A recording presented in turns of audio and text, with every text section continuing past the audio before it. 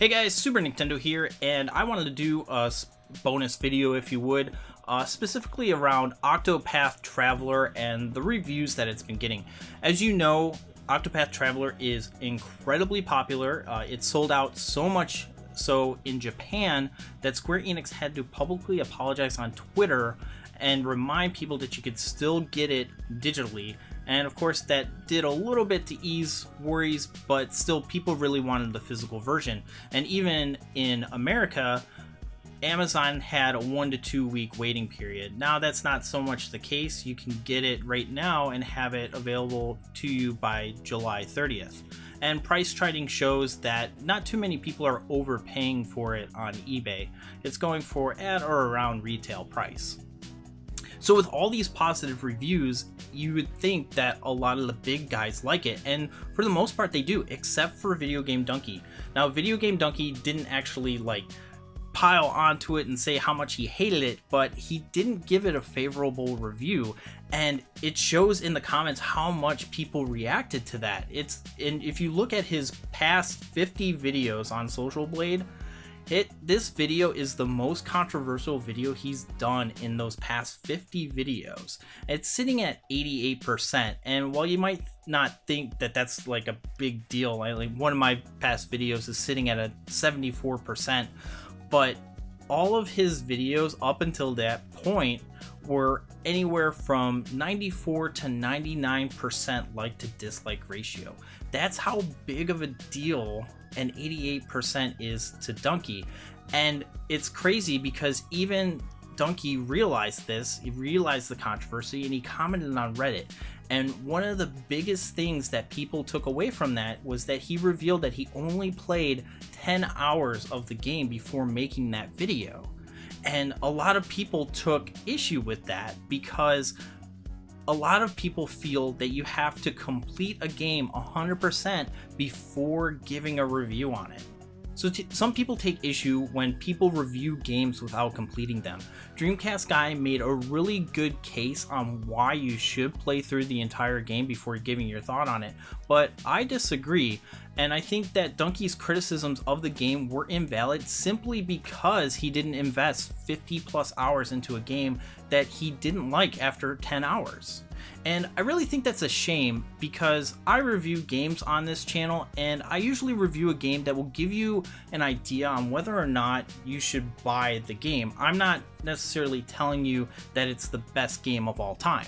And factors that are important to me are objective. Whether the gameplay is okay, the graphics, how easy it is to get into the game, the load times, any type of basic objective factors that go into a video game. I'll give you the gist of it, and then you guys can make a decision on whether or not you want to actually try the game for yourself.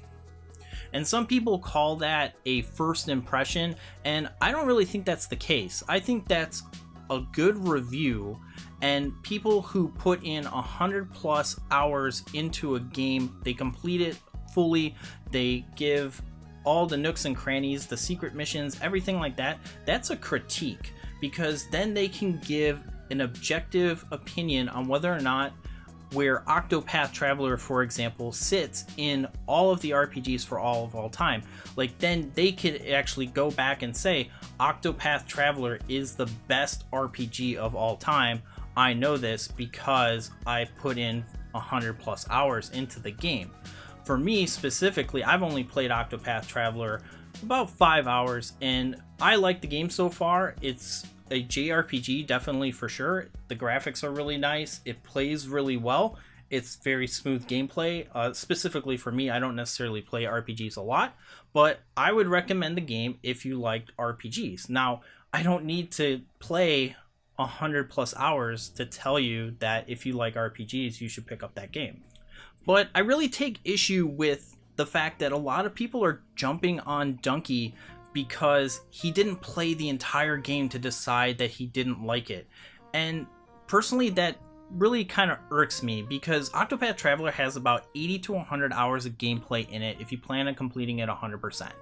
And to put that in perspective, that's 2 weeks of 8-hour days, Monday through Friday, and 2 10-hour Saturdays for 100 hours. And God help you if this game is garbage, because that's 100 hours of your life that you're not getting back for a review that will probably net you about $23 to $187 if you're a YouTuber like Dreamcast guy, and because he has 100k subs and his Octopath Traveler video got 47,000 reviews. Pretty decent for a YouTuber of his size. So Video Game Dunkey, he got 1.2 million views on his Octopath video, and Social Blade says that he made anywhere from $859 to $7,000. Wow, that's a really big spread, and I don't think that we really should be using Social Blade as a marker for how much money you're making, but it still stands that he didn't like the game based on the 10 hours that he put in, and I really don't think that he would have liked the game if he put in 100 hours, and I really don't think that to his viewers, even if he said I don't like this game, that people would respect his opinion, because Octopath Traveler, it's such a really popular game right now. A lot of people like this and for some reason really want it to succeed, and if he put in 50 hours and he said that he didn't like it, I'm pretty sure that other people would definitely try to pick apart his review and figure out what he did wrong that he didn't like the game. And that's kind of a problem that I have with these reviews and like the gatekeeping behind on whether or not you should 100% complete it, because if you don't like the game after 10 hours, what makes you think that after 50 hours you're really going to enjoy it? And I think that's one of the real crux of a game. I give a game about 10 hours to hook to get my attention and to go somewhere. And if it's not happening, it's not happening.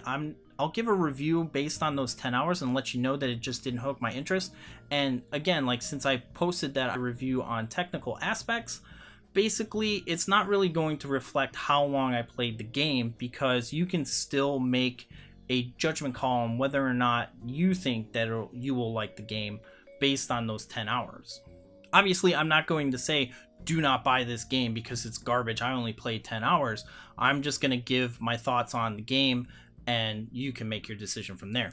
And then some people come back with, well, you wouldn't watch a movie halfway through before reviewing it, right? And to that I say, where are these 50 to 100 hour movies that people are reviewing? I mean, I've always hated that comparison, because a movie is passive and critics watching those movies aren't watching them in the same way that a typical moviegoer is. I compare video game reviews more to auto reviews.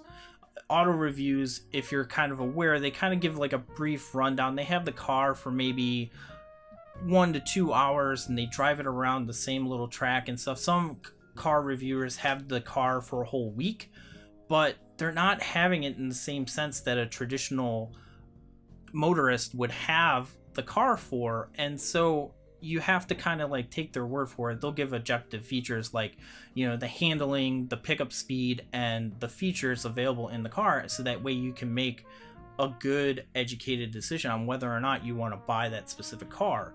And so that's one of the reasons why I model my reviews on video games the same way. I want to make sure that you can make a decision on whether or not you want to drive that video game.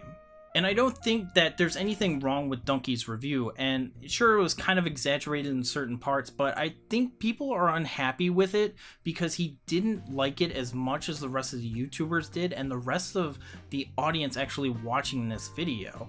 And Octopath Traveler came out 2 weeks ago, and Dunkey's review was just 4 days ago.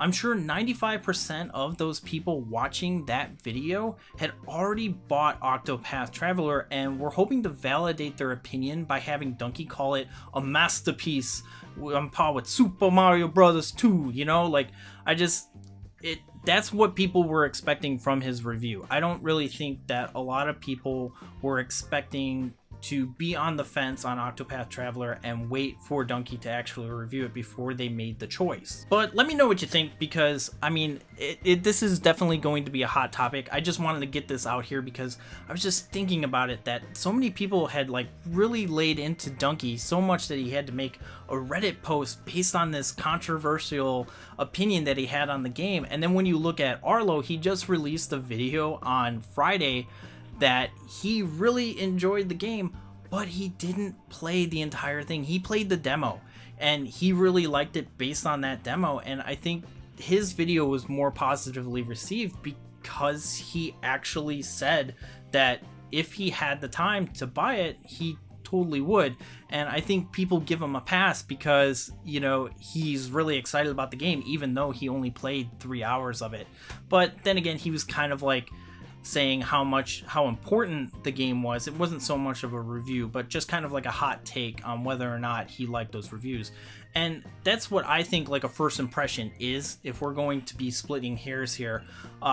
First impressions are based off of a demo of a game, right? You have like the best parts of the game in front of you to give your first impressions, or even like a video game trailer would be a first impressions video. I don't think that not completing 100% of the game counts as a first impression. I think you can have a review without playing 100% of the game, and then if you really want to go all the way, and I'm not going to actually review Octopath Traveler because of the way that I feel about RPGs, playing through 100% of an RPG, playing 100 hours is definitely perfectly acceptable if you want to do those long form critiques. And then eventually, when you're giving your best RPGs of all time, you can put that specific game, if you like it, on that list and know that you can talk with the confidence that you need to get your point across. So let me know what you think. Should we be classifying 100% game reviews as critiques?